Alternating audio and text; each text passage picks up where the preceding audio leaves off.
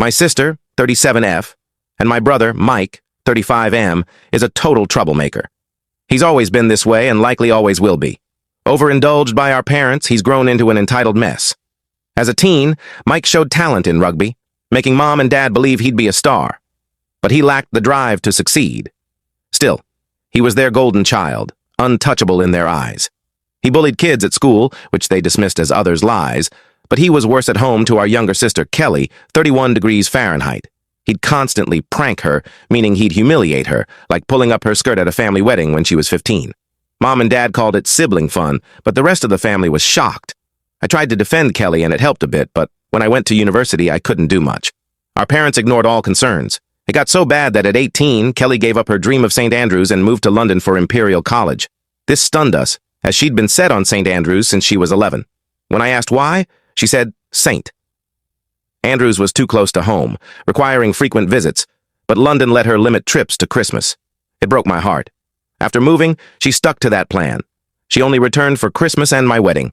This frustrated our parents, who accused her of abandoning the family. I stayed quiet, letting them complain occasionally to avoid a fight. After university, they expected her to move back, but she didn't. She landed a job in southern England and stayed there.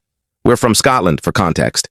6 years ago, Kelly met Jake, 30 million, an amazing guy. She called me, gushing about him in a way I'd never heard.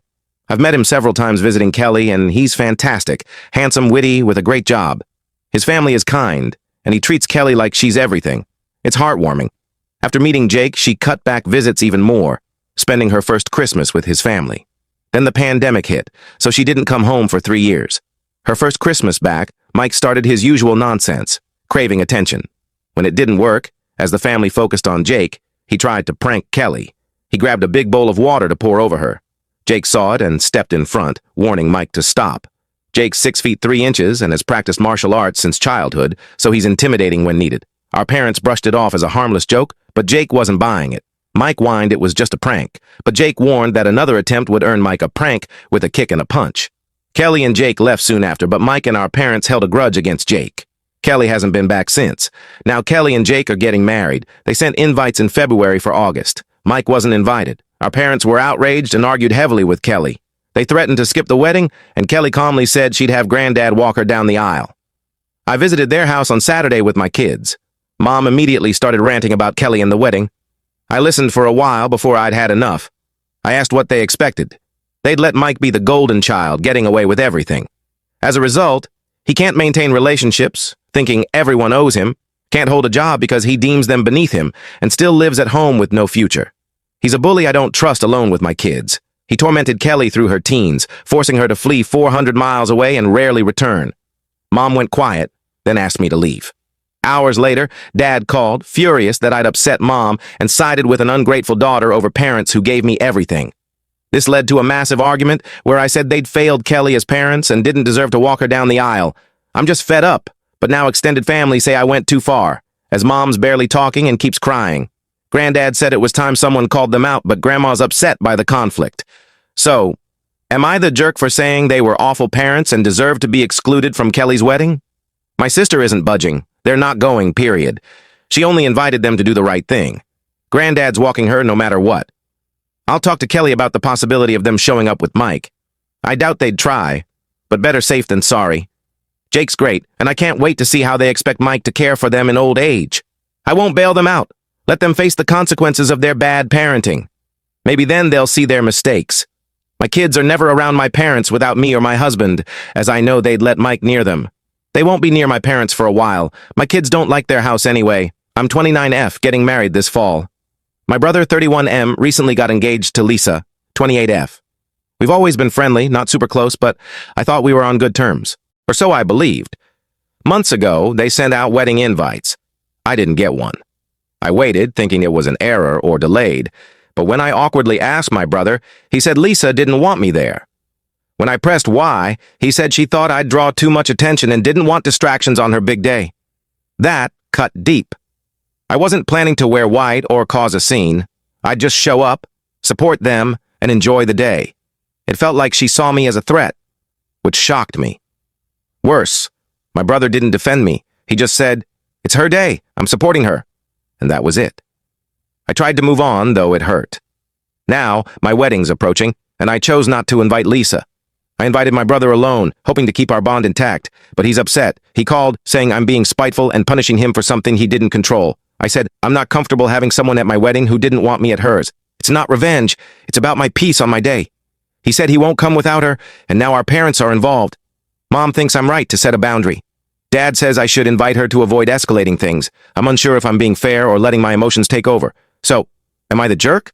I'm not trying to play games, but the double standard stings. Lisa excludes me to protect her peace, but when I do it, I'm petty. I just want a day where I feel supported. I wish my brother had acknowledged how much it hurt instead of brushing it off. That's the hardest part. My fiancé and I want people who genuinely back us. When I wasn't invited, Mom was upset and thought it was unfair. Dad stayed neutral. Now he's pushing me to be the bigger person. The double standard's tough to swallow. My dad passed 6 months ago. I'm 29F, the youngest of 4. My older siblings are 35, 37, and 40. We weren't close with Dad. He was stern, distant, hard to connect with. But in his final years, I was the only one who kept in touch, checking in, helping with errands, sitting with him at appointments. My siblings drifted away. I assumed they had their reasons and didn't pry. I thought we were all on okay terms. When Dad died, I was stunned to learn he left everything to me. House, car, and $300,000 in savings. The will was updated a year before his death, fully legal. I didn't ask for it or expect it. I assumed we'd split it evenly. But after the funeral, my siblings assumed I'd divide it 4 ways. I said no. That's when the drama exploded. I learned they hadn't just drifted. They'd wronged Dad. One borrowed money and vanished. Another tried to get him to co-sign a loan, then cut contact when he refused. Another forged his signature on an insurance form. I had no clue, but Dad knew. He never told me, just changed his will to favor me. The one who stayed loyal. Now they're calling me greedy and manipulative, claiming Dad wasn't himself. He was sharp till the end. One threatened legal action but backed off when they saw the will. I haven't touched the money. Part of me feels guilty, but another feels this was Dad's way of recognizing me. I don't want to undo that. Our sibling relationship wasn't bad. We got along fine. But learning what they did to Dad broke my heart. Am I the jerk? I keep wrestling with whether it's wrong to keep what was legally given to me. But these are my siblings. I grew up with them. Now I'm seeing a side of them I didn't know existed. It's not about the money anymore. It's realizing I was the only one who didn't treat Dad like a resource or burden. That hurts. I'm trying to honor his wishes, even if it makes me the bad guy in their eyes. Let them see me as the villain. I'll live my best life. They deserve nothing. Sorry for my loss. My siblings got what they earned. Keeping it might cut them out of my life for good. Only I can decide. But even if I share, they'll likely betray me later. I'd say goodbye. If they betrayed their own dad, I'm next. If they're bold enough now, imagine when the money's gone and they're still demanding more, crying family. I should tell them it's been real but not fun, and go low or no contact. Otherwise, they'll take everything and more. My husband, 29M, and I, 28F, have been together since high school, married after college. We have a 2-year-old daughter. I work from home full-time. He's in a 9-to-5 office job. Early on, we agreed I'd handle most household duties, including cooking, since my schedule's flexible. Over the past year, I've gotten into budget cooking, following creators who make tasty, healthy meals with ingredients from places like Dollar Tree and Aldi. It's helped us stay within budget when money's tight, without eating the same thing repeatedly. My husband's eaten everything, praising it, often taking seconds and joking he didn't care where it came from unless it was from a dumpster.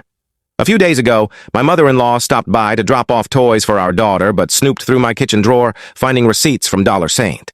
Later, she confronted my husband, criticizing my shopping habits. She implied feeding our daughter cheap food was almost neglectful, not how a proper mom should act.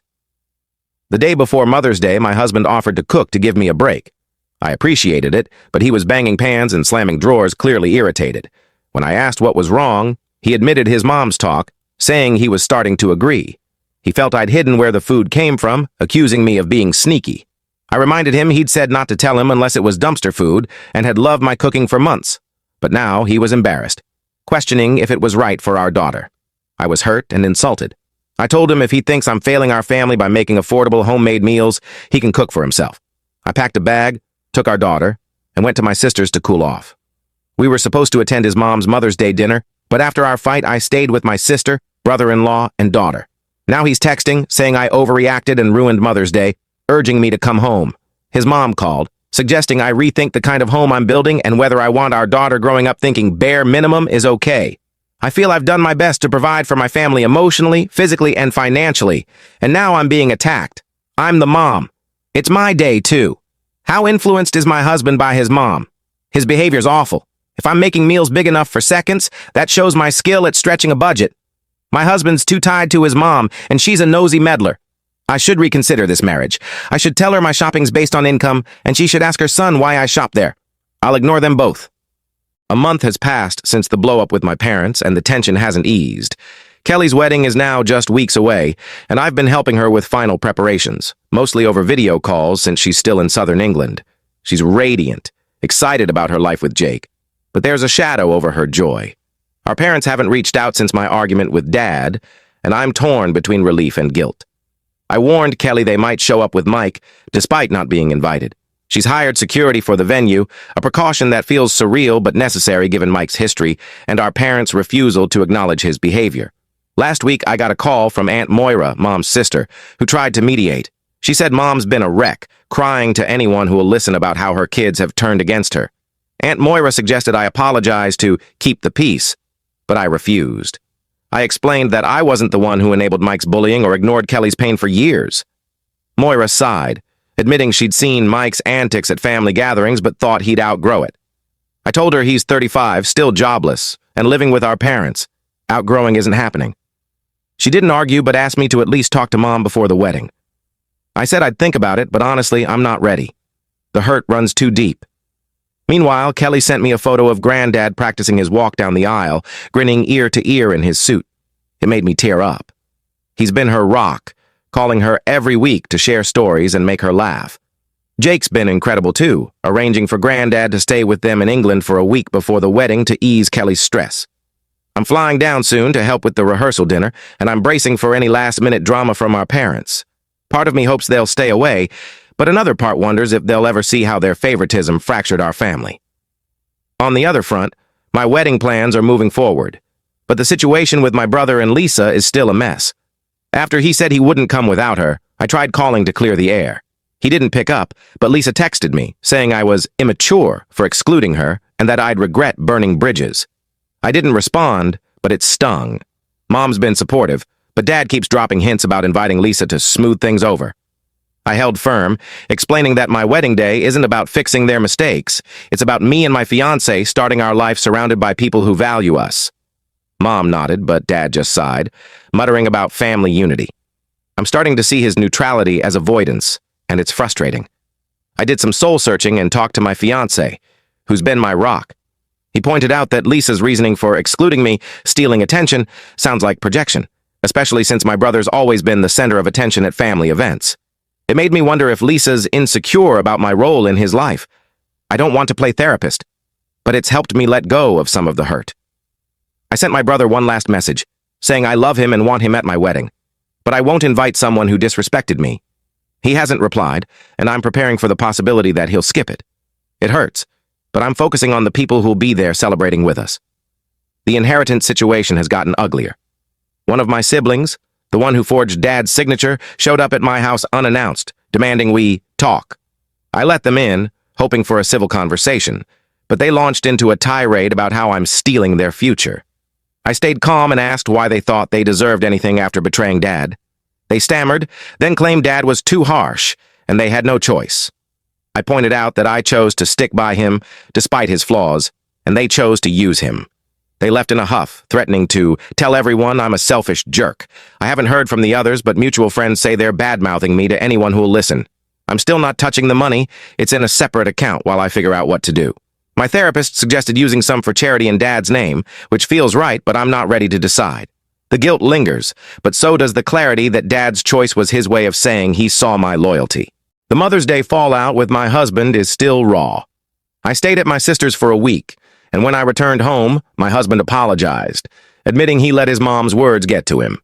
He said he was stressed about work and took it out on me, which isn't an excuse, but helped me understand. We've been talking more, and he's promised to set boundaries with his mom. She, however, hasn't backed down.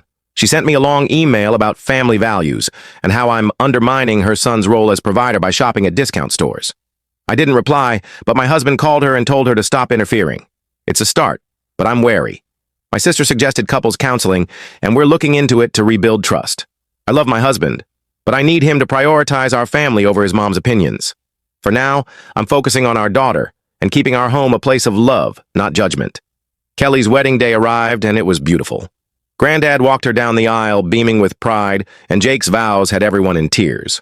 Our parents didn't show up, which was a relief, but also a pang of sadness. Mike, thankfully, stayed away too. I gave a toast at the reception, sharing a memory of Kelly as a kid, dreaming of her future. She hugged me afterward, whispering that she couldn't have done it without me. It felt like a new chapter for us. But the absence of our parents was a reminder of how deep the wounds go. I'm still not sure if I was wrong to call them out so harshly, but seeing Kelly happy made me believe it was worth it. As for the rest, my brother, the inheritance, my husband's mom, I'm taking it one day at a time, hoping for healing but ready to protect my peace. I'm still planning my wedding, and I've made peace with my brother's likely absence. I invited a few close cousins to fill the void, and they're thrilled to celebrate with us. Lisa sent another text, hinting she might reconsider attending if I apologize, but I ignored it. My fiancé and I are focusing on our vision, a small, joyful day with people who lift us up. Mom's helping with decorations, and Dad's promised to stay out of the Lisa debate, which is progress. I'm hopeful, but I'm also setting firm boundaries to keep drama at bay. The inheritance drama hasn't let up. Another sibling called, offering a half-hearted apology but quickly asking for a loan from the inheritance. I said no, explaining that I'm honoring Dad's wishes. They hung up, and I later heard they're telling family I'm hoarding the money. I'm meeting with a financial advisor next week to explore options, like setting up a trust for my kids or donating to a cause Dad cared about. It's overwhelming, but I'm determined to make choices that feel right, not ones driven by guilt or pressure. My husband and I started counseling, and it's been eye-opening. He's admitted his mom's influence has always been a blind spot, and he's working on standing up to her. She's been quieter since his call, but I'm not holding my breath for an apology. I've gone back to my budget cooking, and my husband's been helping in the kitchen, even joking about trying Aldi himself. It's a small step, but it feels like we're rebuilding. Our daughter's thriving, oblivious to the chaos, and that's what keeps me grounded. I'm still hurt by the accusations of bare minimum parenting, but I'm learning to let go of others' judgments. My sister's been my rock, texting me recipes and reminding me I'm enough. As I navigate these family rifts, I'm holding on to the people who show up for me, just as I've shown up for them. If you like this story, kindly subscribe and turn on the notifications for the next one. Thank you.